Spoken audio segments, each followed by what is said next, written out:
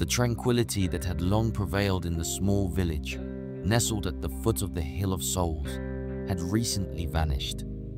The cause was a gigantic boar that had ravaged the crops.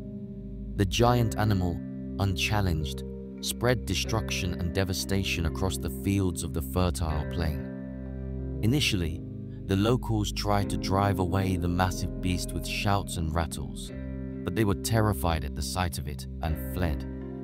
Thus, all the fruitfulness remained prey to the gluttony and destructive mania of the four-footed beast. Unfortunately, the misfortune did not end there. A few days later, the vast animal attacked a group of believers who were heading to the sacred Hill of Souls for an oracle, wounding one of them in the leg. The high priests then, terrified, felt an economic disaster looming. If the beast attacked often, the faithful and pilgrims would reduce their visits, and their income would decrease. They demanded an immediate solution to the problem. To achieve this, they delivered a harsh oracle to the terrified villagers. If the beast is not killed, all the Chthonic gods will unleash their wrath upon your village. Do not expect rest after your death either. The oracle, a command, terrified the peace-loving residents. They respected the high priests of the hill and feared them simultaneously. They knew that these high priests spoke with the souls of the dead whenever they wanted. They knew how to keep them as long as they wished to in the upper world, and then return them to eternal darkness. They decided, therefore, to take immediate drastic measures. They sought the help of the most capable hunters in the area with a reward of a pouch of gold coins. Indeed, a few hours later, a group of sturdy men, led by the 30-year-old Theagenes, appeared in the tormented village. Do not be afraid, villagers, for this beast will be gone from tomorrow. I, Theagenes, who fought in Troy and in the last year before it fell and killed dozens, promise you. Tomorrow, the head of the beast will be impaled on a pole in the center of your small village. The words of the giant man filled the frightened inhabitants with hope. The group of hunters, amid cheers and applause, disappeared into the plain to begin the hunt for the gigantic boar. It had already become fully night, and the beast had not appeared anywhere. The men had scattered, holding their weapons, searching every inch of the estates. But it was as if the vast animal had sensed their presence and had disappeared, as if it had intuited that its new opponents were a real threat to it. Theagenes stayed behind for a moment. He stood in the waters of the Acherusian lake and stooped there to cool his sweaty face. Then he saw his prey. Just a little further inside some reeds, he discerned a huge mass that was thirstily sucking water. He saw the massive snout of the beast dipped in the lake's water and caught the look in its eyes that froze his blood. It was the opportunity he had been seeking for hours. He rose slowly, and after pulling an arrow from his quiver, he aimed it at his bow, and moments later, he let it drive with speed into the body of the grand animal. Unfortunately for him, however, the hunter's shot did not finish the beast. The arrow stuck deep in its back but did not kill it. The animal grunted from the pain and began furiously turning its head left and right, trying to find the scent of its pursuer. Wild rhythms filled that part of the lake. Conversely, the 30-year-old man was preparing for the second and last shot. However, in the moment's intensity, his quiver with the precious arrows fell, and the arrows spilled into the dense grass. He desperately searched for an arrow that would kill the beast. At the same time, however, his relentless opponent had already sensed its pursuer. It began heading towards him through the shallow waters. At the moment when Theagenes had grabbed an arrow in his trembling hand to nail it into the creature's head, the beast was already at breathing distance. With a loud growl, it thrust its teeth into the young man's body and began voraciously tearing at his flesh. The tranquility of the lake was filled with the howls of horror and the unspeakable pain of Theagenes. His companions, hearing the screams, realized something terrible had happened and began running toward the epicenter of the howls. With horror, they then saw the gigantic boar tear open the young man's abdominal area. The entrails of the unfortunate Theagenes had stained the boar's large snout and almost the entire body of the unhappy young man. He was not dead yet. Holding his entrails and the blood that had begun to stain the riverside vegetation red with his left hand, he found the strength to grasp the stern of the arrow with his right hand.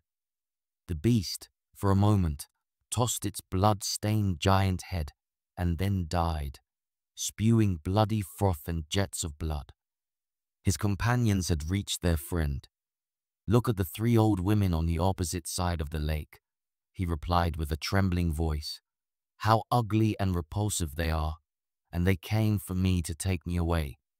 The sentence did not end. His gaze remained nailed, with the gaze of death looking across the lake. For a while, silence prevailed at the spot where the lad had lost his life. Then his companions made a makeshift bier from branches, and on it they laid the corpse of Theagenes. Before transporting the dead hero to the village, however, a companion with a few skillful blows with an axe cut off the head of the beast that had long terrorized the tranquility of the inhabitants. Holding it firmly with both hands, he led the macabre procession with a slow walk and tearful eyes towards the now liberated village. Perhaps the wind itself had carried the tragic message of the lad's demise, since the entire small community had gathered at the entrance to the village. The surprise and terror at the sight of the beast's giant head were followed by the grief and emotion of the locals for the unjust demise. It was decided to hold the funeral at the place where Theagenes' soul had swiftly winged to the underworld in the presence of the high priest of the Hill of Souls. Afterward, the body would be given to the flames, and his ashes would be placed in a beautiful black figure Lekythos. In this way, he would return to his homeland and his kin. In a few minutes, they had placed the man's corpse on a table outside the temple of the goddess Hestia. It was now the time for the care of the dead, when the ritual for the incredible journey would begin. Several women of the village, dressed in black, took on the macabre adornment of the dead. They removed the blood-stained clothes of the dead, and with their hands, they pushed the half-spilled entrails back into the body of the hero. With a large needle, the youngest of the women began to sew the torn flesh skillfully, while her youthful fingers had turned deep red. At last, she finished this macabre intervention. Then they brought clean water from the spring, washing and dressing the dead Theagenes in a clean white chiton. They combed his long hair and placed his head on a pillow with flowers from the field. Then his lost beauty as a young hunter appeared. "He is so beautiful and so young." Hades envied him and swiftly moved to take him. One of the women responded, "Surely, from tomorrow, he will roam the Elysian fields along with the other lads and heroes," added another woman dressed in black. The women's dialogue was interrupted by the presence of the village elders. When they saw the remains ready, they signaled 4 men to transfer the table with the body inside the temple. A few minutes later, Theagenes' body was placed under the unquenchable flame of the goddess of the house. "Call the high priest," an elder ordered a man. It was already getting dark, and the funeral had to occur in absolute darkness before the new day was born. The man bowed reverently to the elder and, with a swift walk, headed towards the Hill of Souls. At the same time, the older man stood above the dead Theagenes. With his pink-tinged hand, he stroked the now cold forehead of the dead, and then placed 2 gold coins on the closed eyes of the lad. "These for the ferryman, my son. We all thank you for the good you did for us. We will always honor you as our hero. Always." He turned his back with slow steps and tearfully left the temporary mortuary to sit with his fellow villagers. Silence prevailed in the temple space, and only the flame playing could be heard. Not for long, though, as the sound of someone trying to climb in through the rear window of the temple was heard. A silhouette appeared momentarily, and a thick rope was thrown from the high window. Like a skilled cat, the enigmatic figure caught the rope and quickly descended to the temple floor. It was Leos, a well-known little thief and swindler in the area. He had often been caught stealing some life's harvest from the hard-working locals. The first few times, they tried with admonishments to bring the wily Leos to the path of virtue, but without success. The advice of the elders ultimately led to the same fate. Later, more prudent measures were deemed necessary. The young thief was beaten and expelled from the small village. But with twilight as his ally, which gradually gave way to darkness, Ermolos found an ally. He snuck past the village houses and hid near the temple, taking advantage of the commotion with Theagenes' demise. He knew that the hero would be specially honored by the villagers and the high priesthood. A classic and clear proof of this was the 2 gold coins covering the closed eyes of the dead. "For where you are going, my dear, they are useless," Ermolos whispered. "You only need a good fire and nothing more." He placed his dirty and greedy hand on the young man's face and scooped the 2 gold coins into his palm. "I will make merry with these coins, and my dried throat will spawn red wine," he replied. After laughing softly, he grabbed the rope again and, moments later, with a skilled climb, emerged from the high window. A few minutes after the theft and the thief's disappearance, the temple doors opened wide. It was time for the hero's funeral. First, the companions and friends of the warrior entered the temple, followed by the village elders. Right after they appeared, the high priest of the Temple of the Hill, the high priest of the dead. The mere mention of his name induced awe, fear, and respect, and his presence was something supernatural and paranormal. He was a towering, gaunt man, around 50, with a shaved head and his entire face painted yellow, except for the eye sockets, which were pitch black. The long black chiton that only left his fingers visible made him more repellent in the eyes of the ordinary mortals. Many rumors had circulated about him. Some said he had slipped from Charon's boat just before entering the Kingdom of Shadows, and others said that he was himself dead, always expressionless, harsh, and without feelings. Thus, he was always distant and unapproachable to people, even to the faithful of the Hill of Souls. His presence at this funeral was one of his rare contacts with the earthly. The companions of the dead and elders stood next to the bier and lowered their heads. Only the oldest among them held a small bronze plate with fresh soil. He took a step forward and placed it in the hands of the high priest. "With this soil, we offer to the soul of Theagenes, pure and unblemished, to the kingdom of Hades. With this soil, we appease the Erinyes and guide the hero to the sunlit meadows of the Elysian fields." The high priest's fingers touched the fresh soil and quickly retracted. "You did not place coins in the eyes of the dead. How will he cross the river without the ferryman's bark? You are beginning to forget, older man. The years have not only weighed down your back but also your mind. No matter how many years have passed or will come, I will never forget this duty. I placed 2 gold coins on the dead man's eyes for the ferrying of the souls. I did it and then left the dead to their peace." The high priest's gaze darkened for a moment. He forcefully threw the plate from the older man's hands, and it shattered on the temple floor. Then he placed his fingers on his face and scraped his cheeks. "Great hubris for you, gods of the underworld. Great and repulsive hubris. The coins, sacred and profaned, hands stole. Profaned hands defiled the dead and you, the Chthonic gods. A curse upon him who committed the theft. May he be tortured forever on this earth and never find rest. A curse upon this corpse that, without the coins, will always drag here. The macabre words terrified not only the elders but also the friends of the dead lad. They withdrew to the temple wall, looking in terror, sometimes at the high priest and sometimes at the corpse of their companion.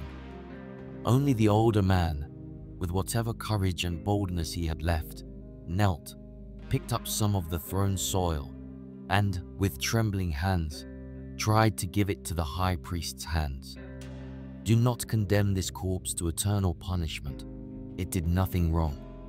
Sprinkle it with the soil so that its treacherous soul is appeased and does not become the repulsive being that attacks and punishes. I pray you, I, the oldest of all. The words of the pleading older man did not soften the high priest's heart. He took a step and stood directly opposite the dead man.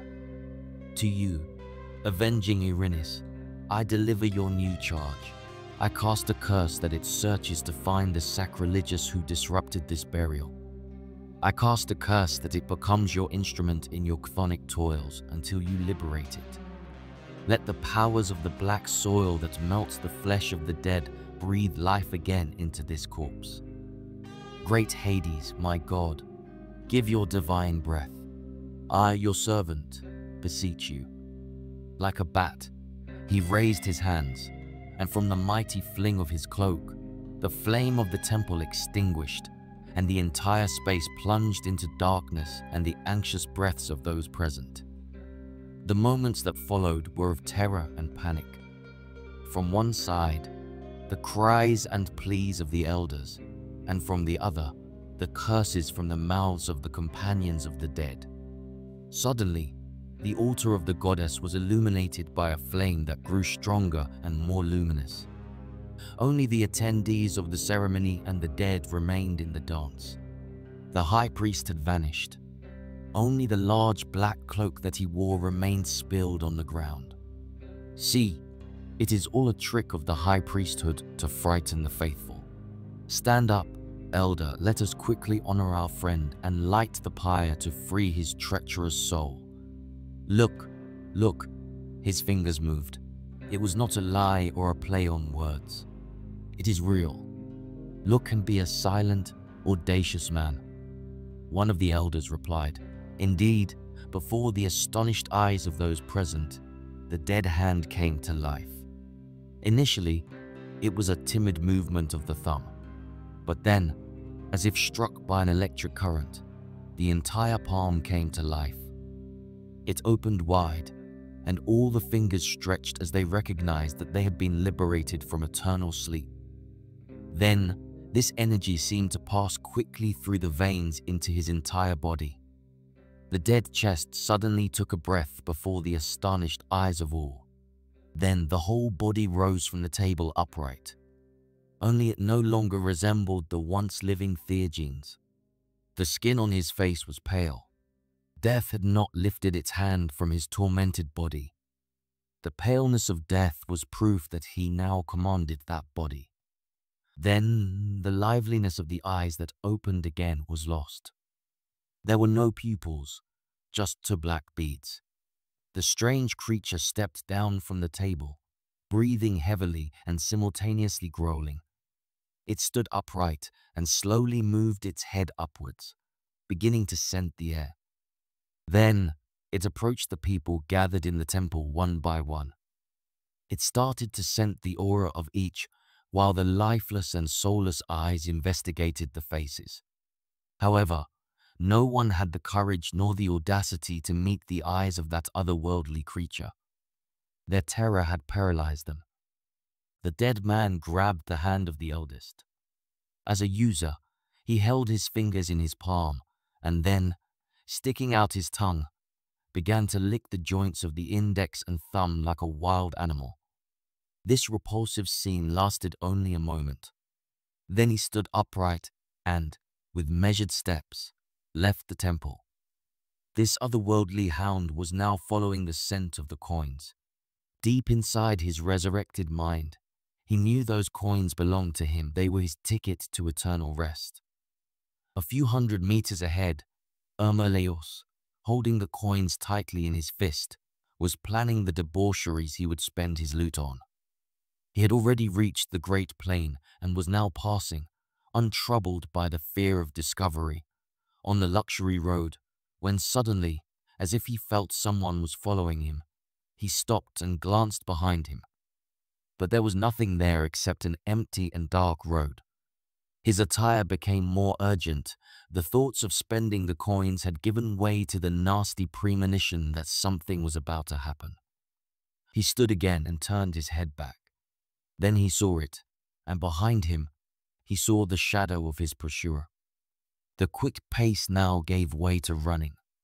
He now knew that something a few dozen meters behind him had come for him. Everything now has a price, and now the cursed hour has come. He now distinguished the features of his pursuer. No, it's not possible, this can't be happening. He was dead, lifeless and cold. He was frozen without life, he shouted. He left the smooth road and plunged into the cornfields. He thought to lose himself in the suffocating vegetation to confuse the cursed one swiftly following him. With an unearthly form, it was behind him and was slowly closing in. Now, he could hear its deep breath and an otherworldly growl that accompanied it. Just a few meters remained, and the natural cover of the landscape was lost. Behind him, the fruitful fields began to recede, but the repulsive form was getting closer and closer. His eyes had clouded, but the creature was already close behind him, following his every move in the darkness. He realized he could no longer escape. The creature matched him with every step he took, moving faster as he tried to flee. The hideous figure was relentless, catching up with every stride he made through the darkened fields. It was a chase that seemed futile from the start. As he came to a stop, panting and desperate, he turned to face the entity that had haunted him. He could see its ghastly form emerging from the shadows, eyes glowing dimly in the moonlight, a spectre of dread and inevitability. It can't be, he gasped as the realization sunk in. The figure, once lifeless and cold on the funeral bier, now stood before him, animated by some unfathomable necromantic force. Please, he begged, his voice cracking with fear. I didn't know. I thought they were just coins. But the creature, driven by a curse and a quest for its stolen dues, showed no sign of comprehension or mercy.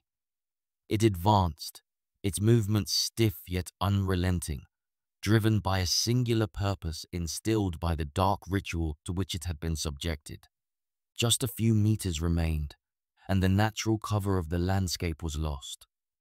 Behind him, the fertile fields began to recede, but the repulsive figure was getting closer and closer. His eyes had become blurred from the sweat streaming down his forehead. In a desperate move, he let one of the 2 death coins fall from his sweaty palm. The dead creature stopped and, bending over, snatched the coin. It sniffed it and then resumed the deadly chase. This gave Ermolos a few breaths space and a lead. He now began to run faster. However, he got confused and headed towards the River of Souls, a forbidden place in the impassable area of the River Acheron.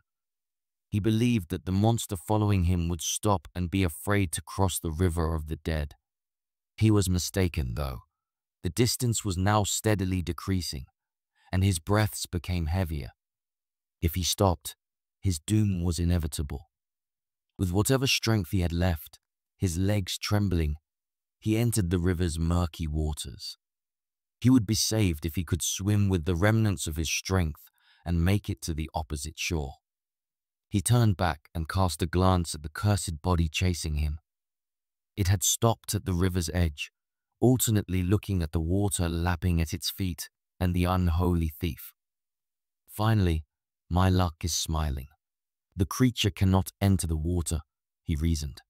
However, his excitement lasted only a moment when he saw the youthful corpse slowly entering the water.